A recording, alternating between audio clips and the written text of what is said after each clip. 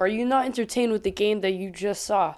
Aston Villa just thrashed Chelsea, and you have a sense that you kind of knew this was going to happen, and everyone kind of in the back of their heads when seeing this fixture kind of thought, yeah, I could see this happening, and it did. Lo and behold, as we expected, Aston Villa beat Chelsea in Villa Park, and let's talk about this game. I just want to say, right, Chelsea, I read a crazy stat while watching the game that I was really surprised by this stat. Since Boxing Day, which was December 26th, 25th, but since Boxing Day, Chelsea have dropped 13 points. Here's the catch. Here's the catch. 13 points while having a lead on their opposition. So this means that Chelsea have dropped 13 points after being a goal up. That's crazy to me. Once I saw Chelsea score in the first 30 minutes, I wasn't too surprised that Villa were going to come back. And this is what I mean by this. So many times have we seen Chelsea go from a lead to just losing the lead. They lose the lead so easily. And maybe it's because of how many young players they got in their squad and how they kind of just drop off a bit after the first goal and how they kind of gain the confidence to think, okay, we're cruising, let's back up a bit, take the foot off the pedal. Maybe it's Enzo Maresca's orders. We don't know. I don't know. I don't know it all, right? But I had a sense after they scored the goal, Enzo Fernandez scored the goal, which was a brilliant goal, by the way. Very decent, good link-up play. I thought it was just, a good goal. There's nothing too much to say about it. It's just a good goal. But after that goal, I almost had a sense that Villa will come back. And when I saw at halftime Rashford come out, I just kind of got excitement for Villa. And I'm not a huge fan of Villa. I never really was. But after Rashford went there, and as you know, I'm a massive fan of his, I kind of started to watch them more carefully, understand the way they play, the way that Zaire Emery wants them to play. And I found a certain appreciation for Villa in the way they dominate the midfield. With Yore Tielemans, today we had Asensio, who played in a magical game. Asensio came off of, the move from PSG, of course, to Villa on loan to the summer. And I was never really too prompt with Asensio, never too excited about him. Never thought he was going to come back to the way he was at Real Madrid, where you know how he was. He's a good player. He's a really good player, around like 84 rated in FIFA, like FIFA 19, 20. I remember he was a good guy. I liked him. I really liked him. I enjoyed to see Asensio at Real Madrid. 2 goals today. He got out of the bag. Marcus Rashford with the 2 assists. And I think Marcus Rashford today played a very underrated game. And people are going to look at Marco Asensio, and fair play to him. He played a good game. And, can't take that out. But I thought today, Marcus Rashford today, at least for me, kept Gusto on his knees.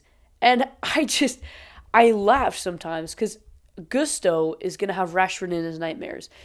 I think maybe 4 or 5 times Rashford pocketed him and then put in decent crosses. I thought something that Rashford was being very, very criticized by is the fact that he lost his dribbling, his pace, his electricity. But I don't think it was because of, I don't think it was mainly because of he lost it all. I think it was just he wasn't as motivated. And I think now that he's motivated, new club, he's got his fitness back level. He's playing games again. And I'm seeing a new side of Rashford, and I predicted it in my video on Rashford. I'll put it up. It's going to be up there, but I predicted this to happen. I didn't think it was going to be some coincidence that Rashford was going to explode, and I think a lot of people predicted that Rashford was going to do well, and today especially, the way he dribbled, the electricity, the speed that he showed. I mean, Gusto so much, just fell for his feints, his step-overs, and the crosses were decent too. Usually Rashford at Man United, couldn't put in great crosses. He wasn't a great crosser for the ball. Of course, notably, there was the one against Brentford where he delivered a beautiful cross to Alejandro Garnacho for the first goal against Brentford. But after that, I never really saw Rashford being a great crosser of the ball. But at Villa, he's developed an eye for a great cross, and I think I really enjoyed the way he maneuvers with his passing. And I thought he just today was really, really good. Enough blabbering about how I like Rashford or whatever, how good he played of a game. But also, I think, of course, you got to give credit to Asensio today. The finish he put in for the second one. Of course, Jorgensen, I would say, should do better there. But I still think that Asensio today was very good. His movement was decent. And I've noticed this with Chelsea, right? After Chalobah, a faster guy, you would say. After he got injured and got off, Chelsea's defense massively dropped off. Massively. Adebayo, Tosin Adebayo. I like him. I think he's a good player. But today, man, just gotta say, that game that he played wasn't incredible. I thought that today made a lot of silly errors and just wasn't that decent of a game for him, and one that he'd probably want to forget. Colwill, I thought, didn't play that well at defense.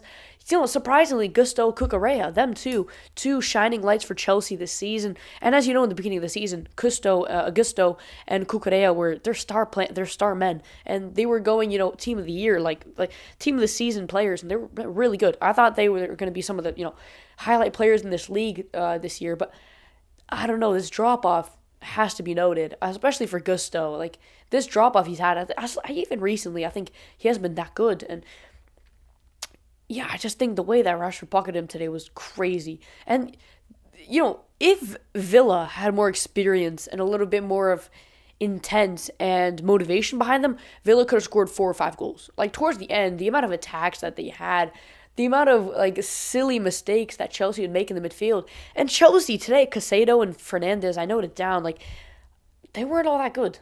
They were not all that good. And I don't want to, overshine how good Villa were, but today, Fernandes, other than the goal, wasn't that good. And neither was Caicedo. I thought Caicedo today wasn't that good. James would run into blind alleys. Cole Palmer, even though he has good score in FotMob, I'm looking at here, but he wasn't that good today. I think for his standard, and recently he hasn't been good at all. We know that. We know how he has been recently. But the drop-off, like I said, I don't think it's the drop-off that no one expected. I think I expected this personally. He's a young player. He played a lot of games. That first season for Chelsea was one of his, that was his breakout season. Guys, keep in mind, Cole Palmer's 22. He's not old. Cole Palmer, give him time and give him, benefit. I've seen people clowning him on social media saying that he's, falling off. He's not falling off. Come on. He's just having a stint. He's having a bad stint in his career.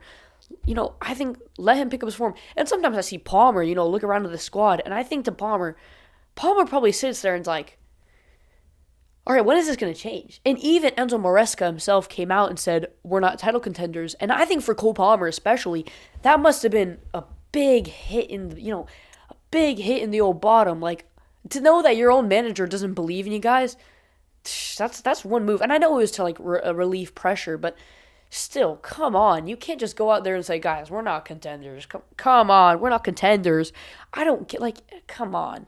Is that not inappropriate for the manager to just say, yeah, we're not doing anything this season. Come on. What are you talking about, guys? Title? No. Title aspirations? No. Come on.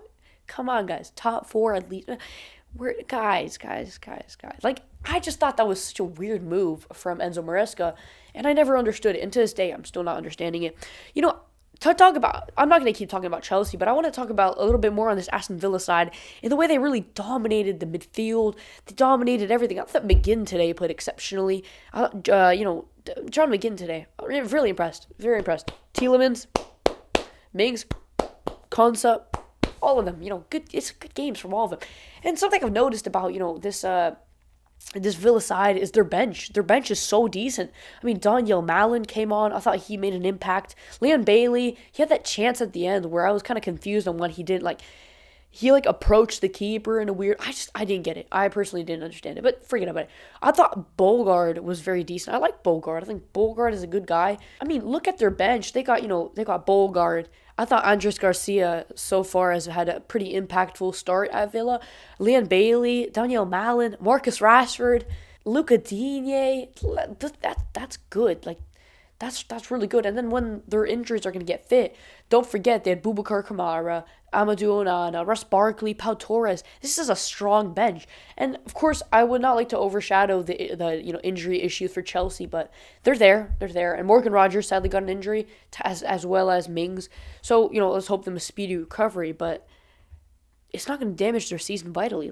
They still have such a decent squad, and I think it's going massively under the radar. And to look at around the league, I didn't cover it, but West Ham actually obliterated Arsenal, not just in goals. I thought, it was 1-0. It's not a high-scoring game, but the possession they had was beautiful. Wolves took out Bournemouth. Fulham lost to Crystal Palace at home, and there's so many results today that I see, and I think Chelsea, especially Chelsea, could have capitalized over this game, and into the top four. It's a big race. Villa is racing there. Chelsea's racing. Bournemouth is still fighting for that top four place. City is there currently, but who knows how it's going to end out. And I think for Chelsea, this should have been a game they should have capitalized off, and they didn't. That's going to wrap up my match reaction. I hope you guys have a great day.